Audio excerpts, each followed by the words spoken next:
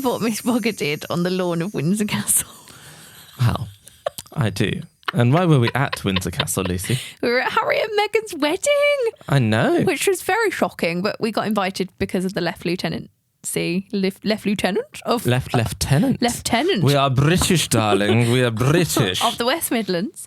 And it was because of my contributions to charity that year. I can't remember what year it was though, babe. Can you? We were living in London. Part of the contributions were your marathon. Yes. So I presume it's definitely after 2017. Yes. Maybe 2018? Yeah, sometime around then. Sorry, Haz and Megs. We just can't remember when you got married. Can't remember your wedding, sorry. No, we can. Not that big a deal in our life. It was a beautiful day. But Miss Bogsy, bless her, it was so hot, wasn't it? Like when we're talking hot, they placed us on the lawn. Yes. They provided no shade. No. Which I'm throwing shade for. They provided no shade, darling. Because we were dressed to the nines. We were. And we were turning into Pringles. We were turning into Pringles. And we were feeling a bit sorry for Miss Bogsy. So what we did, we got these goodie bags. Have we still got the bag here? There's literally one in the corner right now. Al, could you pass us it? It's at the side. It's just... She's eaten. We will show you the example of the bag. There's obviously nothing in it because it's several years later. It actually contains, like, what have we plopped in it now, Al? Bits of cane. We've placed bits of cane in it. It's just our cane storage bag. So let's have an audio description of the bag, my darling. So this is, yes, that's rather useful. That's rather useful. Let me pull off this twig. There we go. Keeping it classy. So it says, it classy, San Diego. HM. Yes. 19th of May, 2018. There we go. St. George's Chapel in Windsor Castle. And it's like a sort of burlap material with like a sort of blue sort of quite small. Embroidered handle that's quite thick. Didn't we both get one? Yes, we both got one. So where's the other one? It's downstairs somewhere. It's being used to storage again. Well, it had a magnet in it. Yes, it had a magnet. It had a bottle of water that was branded HRH Haz and Megs. I think it said something more official than that, obviously. But it was very hot for Miss Boggs, so I cracked it open and... Yeah, we cracked open the water bottle. We gave it all to Bogger and not us. We sacrificed. And I think the second bottle went to Miss Boggs as well, didn't it? Well, I think me and you like brought a bottle of squash with us or something. But obviously, like Olga... Like, we had a bottle of water for Olga. We didn't come without one, but, like, it was so hot, she drank through it, like, really quickly. And also, we kept putting it on her paws as well, bless her. So she was sitting on this... on this lawn. No. I put a blanket down. Do you remember the picnic blanket that was tartan? I felt so cool. I was like, I'm at the royal wedding. Yes. But then Miss Foxy was a bit hungry. So she was. Thought, what else is in the bag? So he had a peek. And there was some shortbread. What else was there, Ollie? What else was there? There was a big, massive coin. That we gave to your parents, and it stayed in their fridge at the back for ages. I think it's still there. I think they're not eating it. They're just using it as like this is a decoration from a royal wedding. Really? Yeah. I don't think it's ever going to be eaten. Should like cast it in epoxy or something. Although that's not what we had in, as in we didn't have that mentality because we started feeding Miss Boxy the shortbreads. We did Google to make sure it was safe first. And we've never fed her shortbreads since and after. So she's only ever had royal shortbreads, darling. Yes. But it was needs must because we were there for a bit longer than we thought. It was all a thing. Anyway, she had like a few. We cracked it open. And then, lo and behold, we got home after obviously using our goodie bag to the fullest extent. Yes, we ate everything. We drank everything. Yeah. Other than the coin that we gave to the caves. Yes, if you watch our Lego video that we did fairly recently, so we're recording this in January. Yes. So probably about a month ago. And you can see our Harry and Meghan magnet. Fridge magnet. That's in our house right now. Yep. We're using everything that we've been given. Thank you so much to those little goodies that we got. Yes. But then we got home, didn't we, darling? Yes. What did we discover? We realised that we are noobs of the highest order. Well, there was a news story that came out a few days after the wedding. And we were like, this is weird. Why is there, I mean, I guess the royals are always in the news. People were selling these bags with all the stuff in, water, everything. And thousands. Someone sold theirs for £50,000. And me and Ollie are obviously not. We were like, oh, thank you. But people were taking, they're obviously with intent to sell, pictures of these bags on the lawns with the backdrop of Windsor Castle behind them. So it was obviously like they'd waited to everyone to bog off, and then they just took the photo with their DSLR camera like, yeah, Bab, I'm going to sell this. And there it was on eBay. Yeah. I think another person sold this for like 17 grand. Honestly, I don't know whether I still even sitting here now would want to have sold it. We had one each. We could have had 100 grand from just 2 bags. To be fair, they got absolutely shamed afterwards. Yeah, and they they were told did. to, like, I donate don't it think to I would have charity wanted to do that. And I'm glad that we enjoyed it in the way that we did, and Miss Bogsy had fun and she wasn't sweltering. I'd much prefer that. But what I would say is that now Ollie will not let me chuck these bags away, even though they're empty.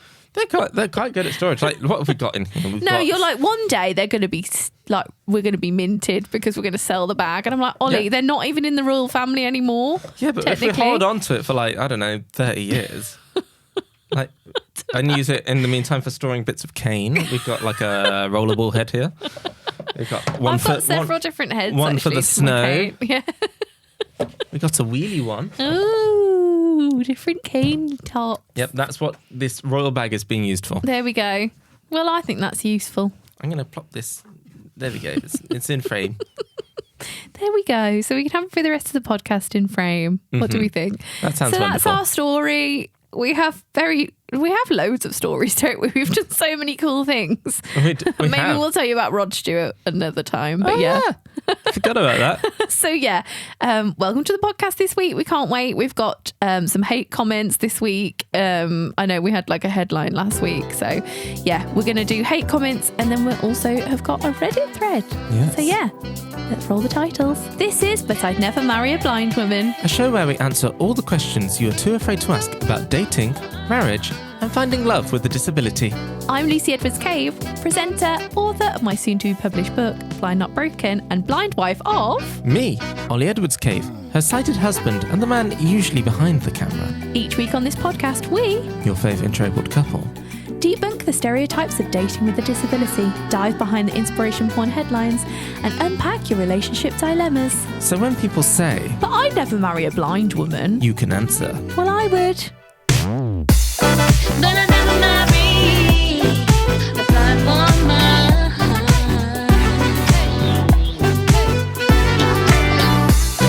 But I never marry a blind woman. Podcast, baby. It's hard being in a relationship with a blind man. Oh, no. You've done... I found one that's about blindness. Oh, no. It's relatable. Okay, go on. And this is from Off My Chest, so this is quite deep. This is Off your chest. Not off my chest. My chest is nice and... You're not married to a blind man, babe. And the thing is that if you needed to get it off your chest, I would wonder about Maybe on a public podcast is not like the forum for like confessing my inner demons. Well, I don't know. Like, I'd be like, well, where have you been? I'm always with you. I know. Anyway. Well, maybe it's in my mind. So, anyway, this is someone who's struggling. So weird. So the Off My Chest Reddit's about people who Getting something off their chest. Yeah, exactly. So, I don't normally express my difficulties with his blindness because I don't really feel I have a right to. I am able-bodied and sighted, so I don't have much to complain about. I can already see the direction this might be heading. Yeah. But damn, sometimes it's just so difficult. He can't drive. He can't shop independently. He can't open all his bills and mail. He can't even read the back of the box of rice. For the record, this is 9 years ago, so this is before the AI revolution. Mm-hmm. He can do a lot of things. He is independent for a blind person, and he usually has a great attitude. The biggest problem that makes our lives so difficult is that it's so difficult for him to find work. We are 25, me, and 27, him. And this is a point in our lives where our careers should be falling into place, but he's not even close. He is ambitious and charismatic and would be great at a lot of jobs, but he can't use a computer and no one would hire him anyway. Why? Oh, sorry. He could do factory work, but he wants more than that for himself. Of course. He is working with a disability program to get trained on a computer and go to college. Amazing. But talking software programs are really difficult to learn. They worry- are, but persistence. I worry if he will be able to succeed at college. And even if he does, that means he's going to be flat broke for another 4 years. That was in capitals for the record. I make pretty good money, so I feel very grateful for that. But it just sucks knowing that if I were dating someone who made good money or even decent money, we could be looking at buying a house and we could focus on the other important things rather than what he's going to do when he grows up. Ooh. I don't want to be with someone else, so I try not to think about that. But he feels like a loser. So he always tells me how he's not good enough for me, which obviously isn't healthy. I just wish things were easier for him. I wish we lived in a world that was designed to give everyone equal opportunity. I wish that his eyes would just start working again, so that he could have a better chance and our lives would be easier. So. Sorry, I feel like this has hit a nerve for me. Which way is it hitting the nerve? I understand that that this is a forum for them to express themselves, but it's just made me feel really yeah.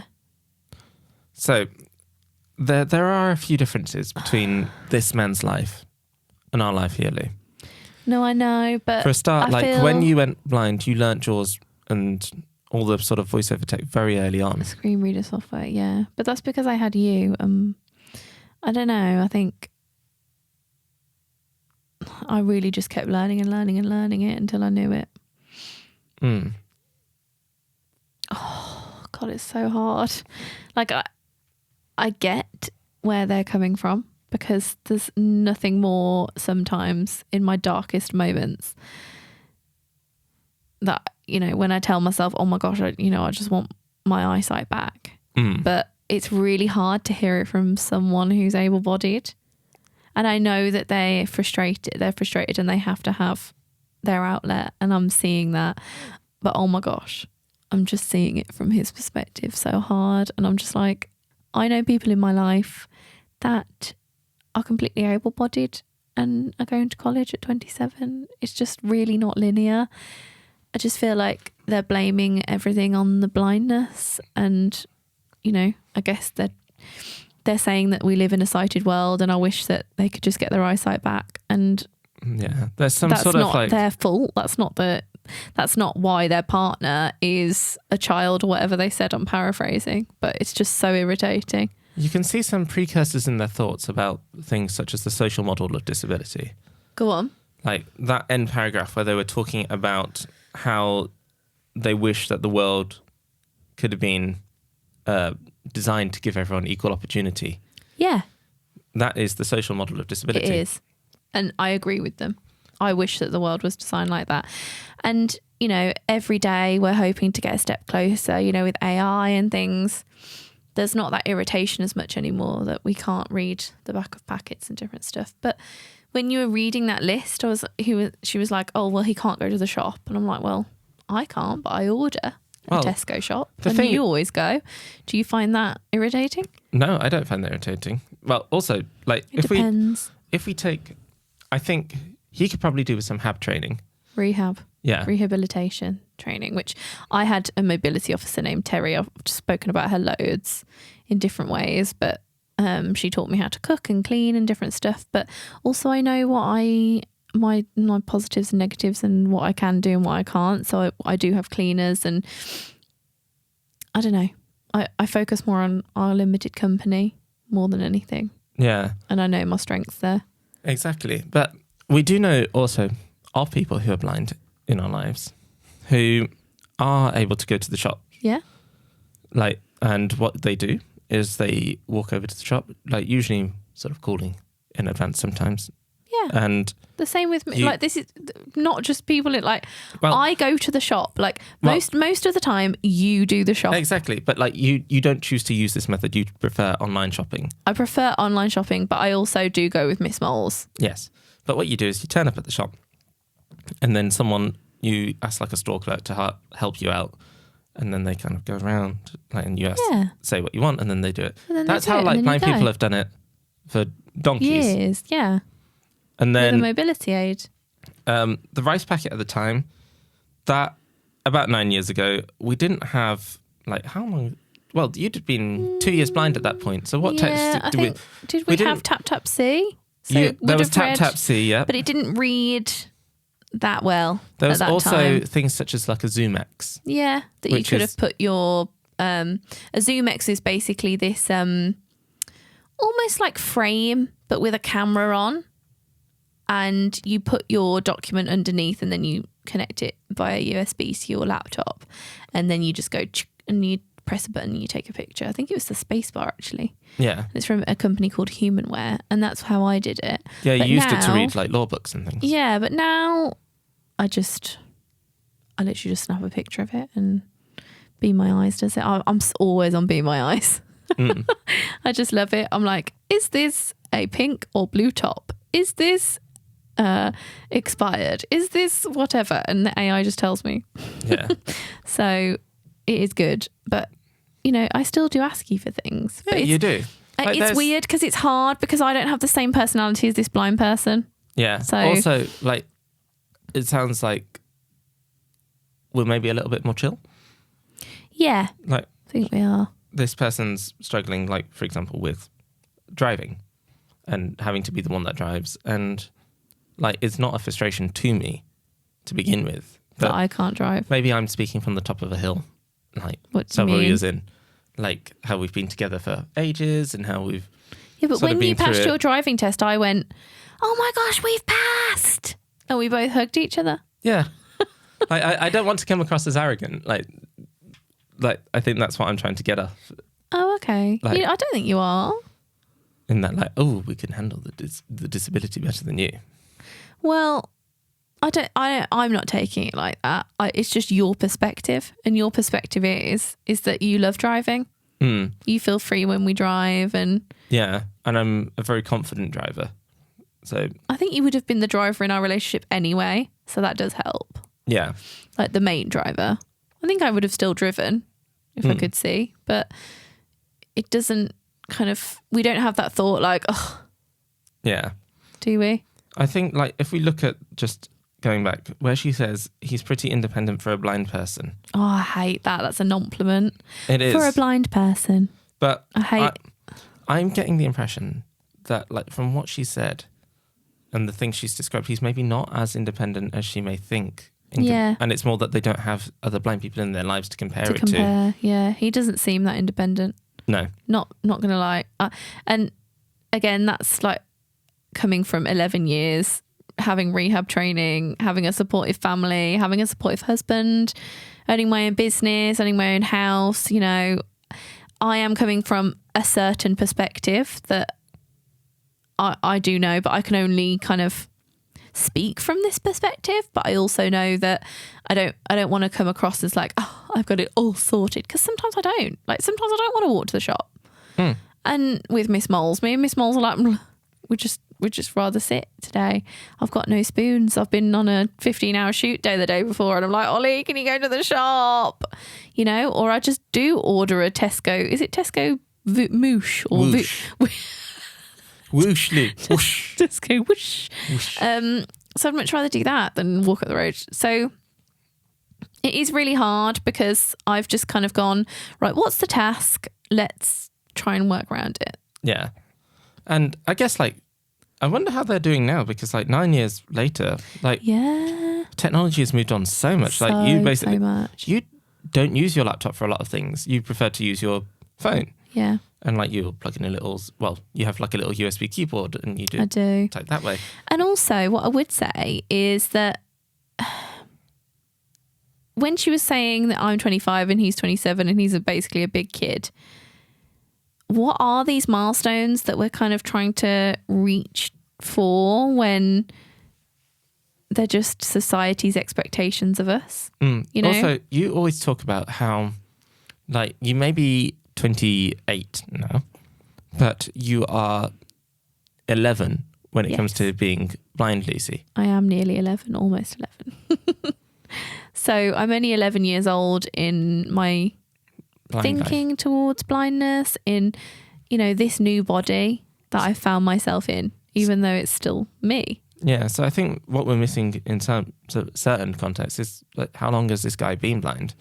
If he's been blind from birth, like then that's a different story. If he's been blind 2 years, then that's also a different story. Like there's, we just don't know the context. And it's also the support system he has around him that, you know, if people are saying, oh, he's good for a blind person, that is in a way some internalized ableism, even though I know that you're meaning well. You know, you're saying like, I just wish he could get his eyesight back, when really I think the self-acceptance comes when you say, well, I am able to do stuff differently, and how do we accept the lot in life that we've been dealt? You know, I would never imagine that you would say to me, I wish you had your eyesight back. I don't think you wish that ever, do you? No. Only when I'm in pain, like myself mentally, and I'm crying to you. Yeah, when you're like in your really dark moments. Yeah, when we both cry together, like, oh, it would be easier. But you don't wish I was something else every day, right? I love you for who you are. Yeah. Same with you. I just, no matter if Ollie became disabled tomorrow, I would never think, you know, if he had to suddenly become a wheelchair user, I wouldn't go, oh, you know, I wish he wasn't using a wheelchair today. I don't know. It's hard to rationalize that when we don't have that as an element. Like, we just see each other as blobs in the world that is spinning around on a ball of rock. And we just come as we are. And some days we're grumpy. Sometimes we're happy. Some days, you know, we don't have the best day. But every day that I'm on this planet, I am blind. And if you don't like that, then maybe you should break up. I don't know. Well, then that leads to some of the questions that we've had previously, where people are wanting to break up because of disabilities, and then maybe, but I don't think it's a negative headspace to get into. I know 2 years into blindness, I would say I don't think I'm good enough for you. Yeah. When I had stand in front of you and you were like, well, I was like, no. There's so much more about you than like just your blindness. Yeah. Like, evidently she's got into a relationship with this guy for a reason. Exactly. And she seems like she loves him, but there's a lot of internalized ableism. Yeah, I think she's writing this in her lowest moment. So, like, we can't be too harsh on her. No, I agree. Just at the same time, like, it's evidently, like, thoughts are still there. Even when you're happy, like, these thoughts are within you if you've got them. Yeah. So, yeah, maybe some sort of mixture of rehab therapy and a few things to try and get past it. I think no matter where you are on your journey with accepting being an interoperable couple, I think writing down he's good for a blind person is definitely wrong, and you need to address it. It is time for Hate Comment of the Week. So we've moved on to TikTok now. Oh. And we're on the Eiffel Tower in Paris video. Oh, okay. Where you found the line again. Yeah. And it says, "This is why blind people shouldn't be allowed on holiday. They're a nuisance." I'm a nuisance, Ollie. You're a nuisance. To be fair, they are right that you're a nuisance, but it's not because you're blind. Thanks, babe. It's because you're a nuisance. I'm getting on your last nerve today, aren't I? You're just like... I'm annoying him today. You're just like, I don't want to go to that restaurant. I want pizza. I'm like, we're in Paris, babe.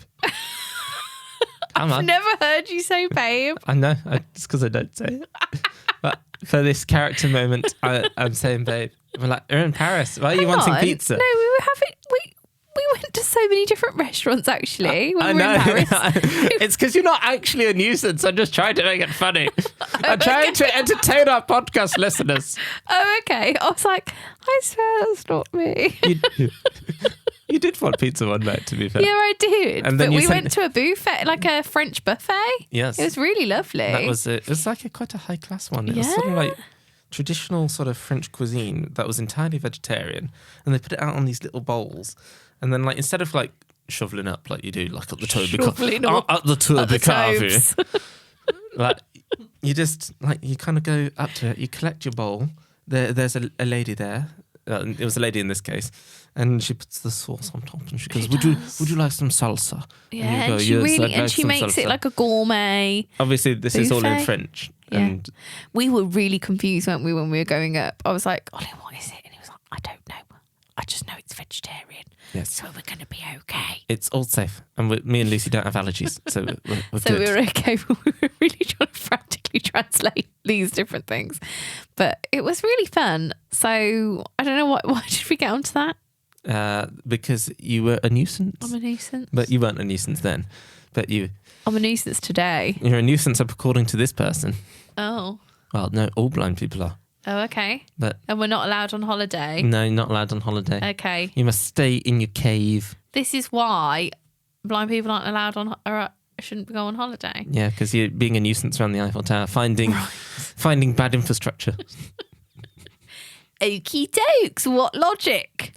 And then, Go on on. the theme of holidays, so me and Lucy, we went along to Copenhagen, or Copenhagen. I don't think they even pronounce it as Copenhagen. Although that wasn't a holiday. Copenhagen das.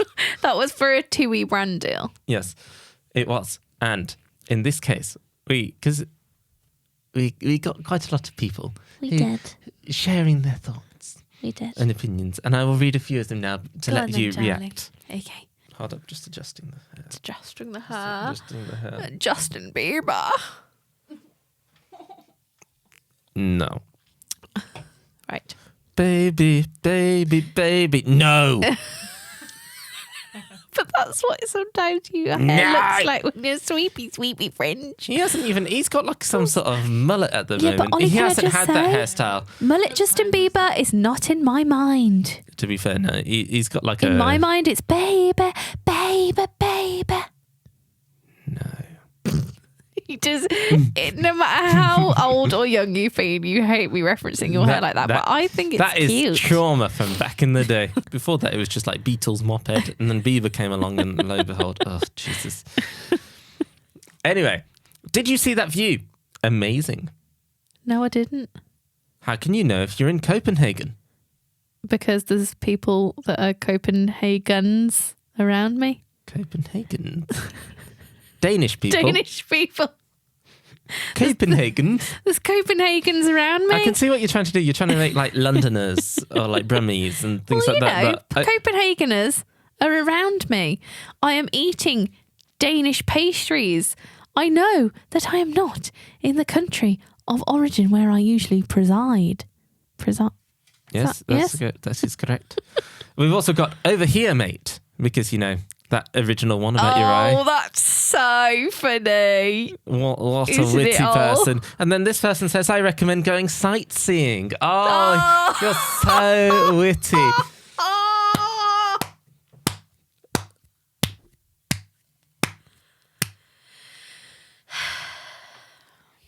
What lovely people there are on the internet. No, but I really should go sightseeing. God. Can I just say, there is more to life than viewing Looking at things.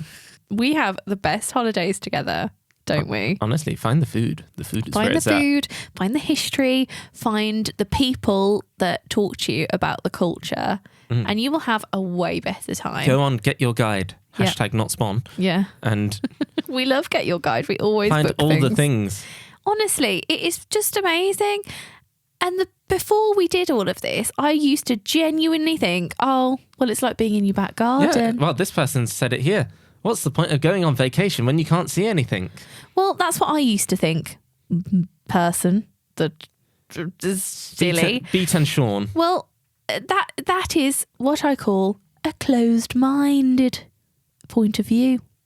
Because a lot of the time when we go to different places, I'm either presenting a documentary, doing lots of talks, we are filming lots of videos, so we're looking at the different infrastructure, or we're talking to local people because we just find them and we're chatty people. And I am entirely hunting for food. Yes, and Ollie's hunting for food. So we're having a very good time. Thank you very much. And we're also exploring the weather. We also did perfume shopping. We did perfume shopping Like in as France. in like we didn't like just go shopping for perfume. We went to a perfume making class. Yeah, we That was made great. it. We went wine tasting. Like you can do all of these things. And if you just think outside the box for maybe one minuscule minute. But I know that's really hard when you don't really have any brain cells. Are you calling them a smooth brain? Is that what you call it? Yeah. Because Slightly. like the knots in your brain, like the more knots you have, the more brain cells you have. So when you're a smooth brain, you just got like not many. No thoughts. No thoughts, just vibes. Just vibes. Well, Bad vibes in this person's case. bad vibes only. I went to look for my bottle and then realised I took it downstairs in the break, and that was most upsetting. Oh, continuity of shot as well. You've No, seen that in the shot. It's not a shot anyway. So you're fine. The bag's still here. Way. Alice, the producer and editor, is telling us she's glad that it's not in shot and this, that, the other. Okay, I think that concludes our podcast today. Yep. We've had such fun. Such moments. Such fun, darling. Such fun. Such fun at the wedding. We really hope you enjoyed it. Don't forget to rate us on the podcast platform of your preference and choice. Yes. We would really love a rating. Please, it's important to us to have more ears listening to our dulcet tones. Don't forget to like, comment, share and subscribe on YouTube. And yeah, look at our shorts as well. And reels. We keep putting them all over the interwebs. Yes. And we're going to love you and leave you. Don't forget to send your dilemmas to help@lucyedwards.com. And we'll see you next week. See you next week, guys. Bye.